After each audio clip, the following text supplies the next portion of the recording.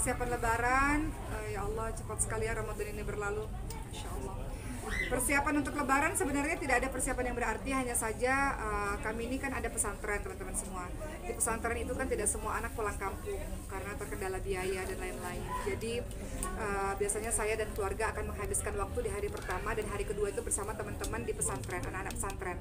Kenapa? Karena ya kita bayangkan ya kalau kita menjadi mereka ya, tidak pulang kampung, nggak bersama dengan keluarga, sehingga di pesantren itu kita semua adalah keluarga.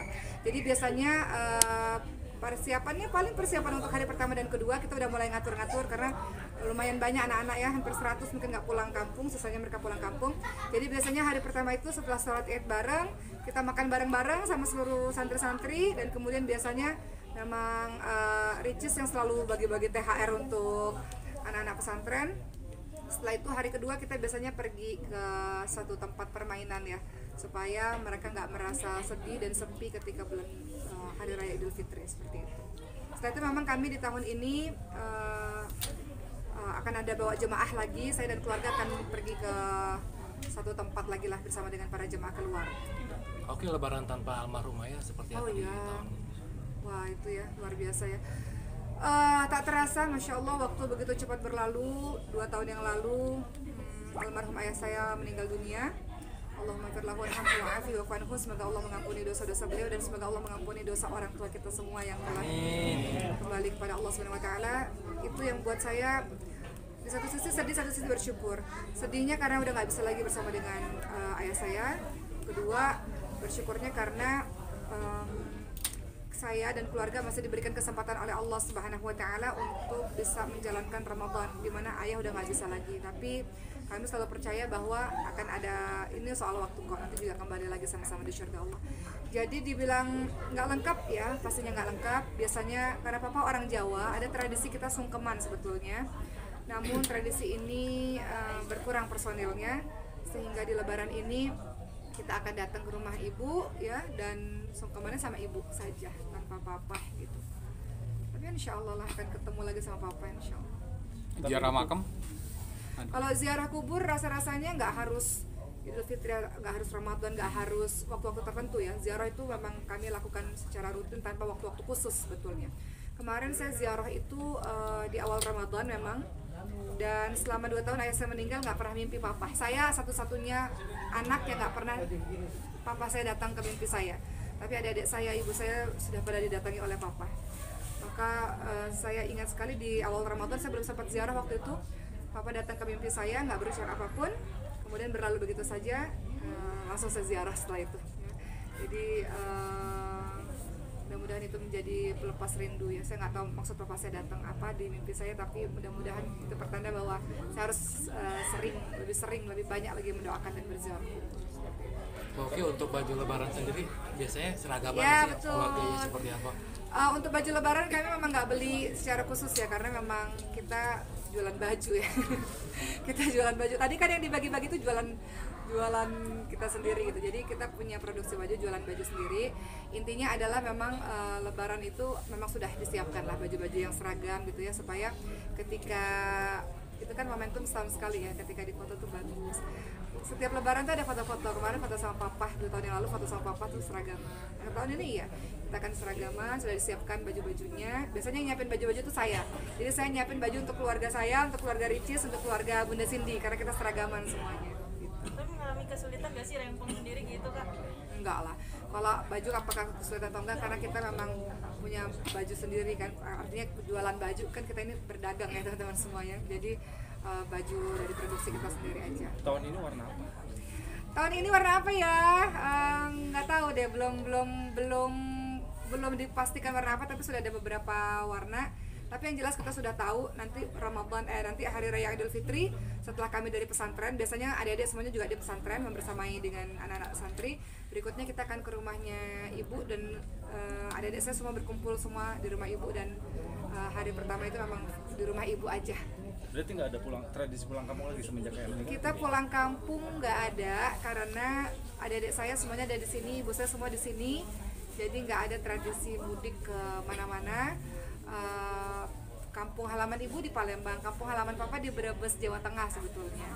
Hanya saja keluarga inti semuanya sudah di Jakarta. Jadi paling kami ke rumah ibu, semua berkumpul ke rumahnya ibu. Semua di Jabodetabek kan tinggalnya. Jadi ketika dulu kami saling berpisah-pisah karena satu kuliah di sana, satu kuliah di sini, satu bekerja di sana, satu bekerja di sini. Sekarang Allah anugerahi kami kebersamaan, alhamdulillah. Jadi karena kami tahu bahwa kami punya ibu yang tinggal satu, jadi mau banyak menghabiskan waktu bersama dengan ibu. Nanti sekitar tanggal 26 ya, beberapa hari setelah Lebaran, saya dan keluarga kita akan menuju ke, insya Allah ke Uzbekistan bersama dengan para jamaah. Dilanjutkan nanti akan perjalanan ke Turki bersama dengan para jamaah.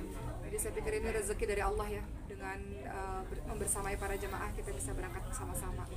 Ajak anak-anak juga nggak sih? Oh iya, kalau ke Uzbekistan pasca Ramadan, kami sengaja berangkatnya itu beberapa hari setelah Hari Raya Idul Fitri karena kami harus bersama dengan santri yang nggak pulang kampung. Jadi anak-anak semuanya ikut, tapi mungkin Sulaiman nggak ikut dulu. Nanti di trip berikutnya Sulaiman akan bersama-sama dengan kami lagi insya Allah. Karena kan Sulaiman kemarin alhamdulillah sehat dalam perjalanan umroh. Itu masya Allah ya, kalau Allah sudah berkehendak, kalau kata dokter atau kata artikel apa gitu ya, tapi kalau Allah berkehendak nggak ada yang nggak mungkin. Sulaiman sehat, Sulaiman bisa jalan masya Allah. Namun untuk Ramadan ke Hari Raya Idul Fitri, perjalanan ke Uzbekistan nanti Sulaiman nggak ikut dulu biar dia istirahat. Nanti perjalanan menuju ke Turki, karena saya ada bawa jemaah juga ke Turki, insya Allah Sulaiman bisa ikut kembali. Tapi mungkin yang repot sekarang karena ART ataupun suster udah pada pulang kampung kan.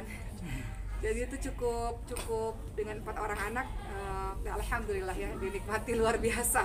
Makanya ceramah-ceramahnya udah nanti dulu karena fokus dengan anak-anak gitu. Tapi kalau Sulaiman sendiri tipikal anak yang susah ditinggal atau gampang sih Kak? Sulaiman anak yang nggak rewel sebetulnya, hanya saja kan Sulaiman tiap hari ada minum obat, Sulaiman tiap hari ada suntik, Sulaiman tiap hari harus ada terapi yang dijalankan. Jadi itu yang rutinitas itu yang nggak bisa lepas dari Sulaiman. Kalau orang-orang di rumah pulang kan berarti saya harus full dengan anak-anak gitu.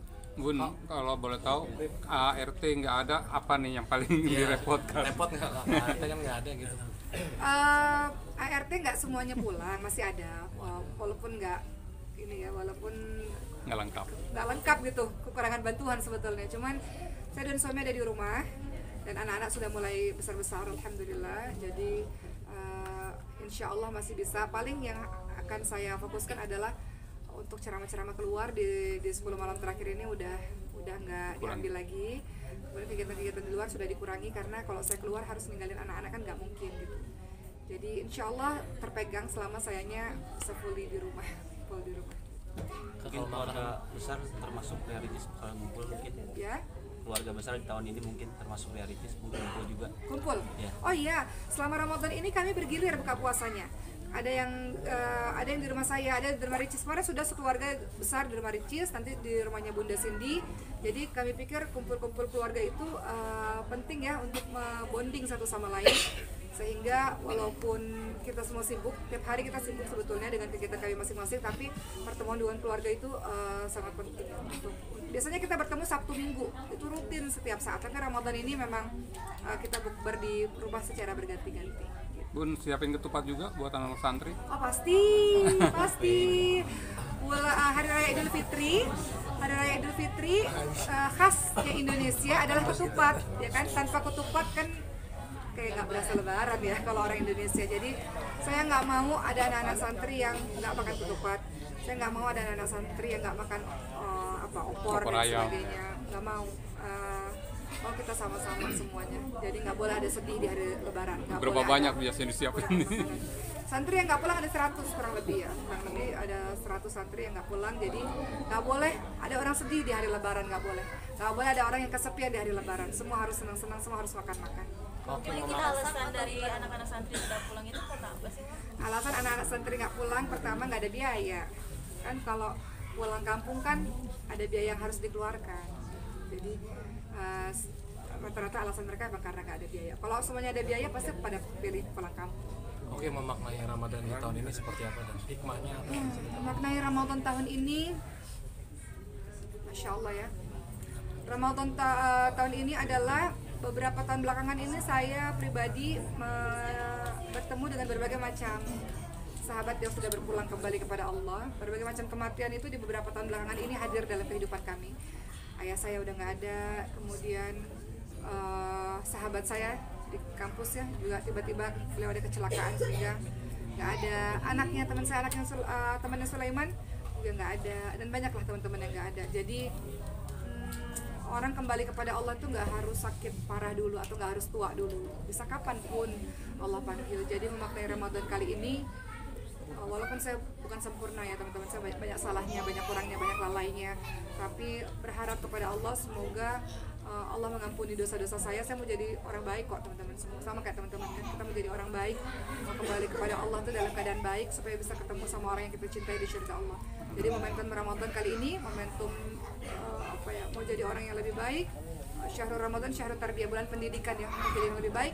Syahrul Ramadan, syahrul sabar, bulan kesabaran, supaya bisa jadi ibu yang lebih sabar, istri yang lebih sabar, orang yang lebih sabar, dan mendapat ujian-ujian Allah tuh lebih sabar gitu. Seperti itu. Bulan pendidikan untuk saya, bulan kesabaran untuk saya, bulan momentum untuk jadi orang yang saya pengen jadi orang lebih baik tuh.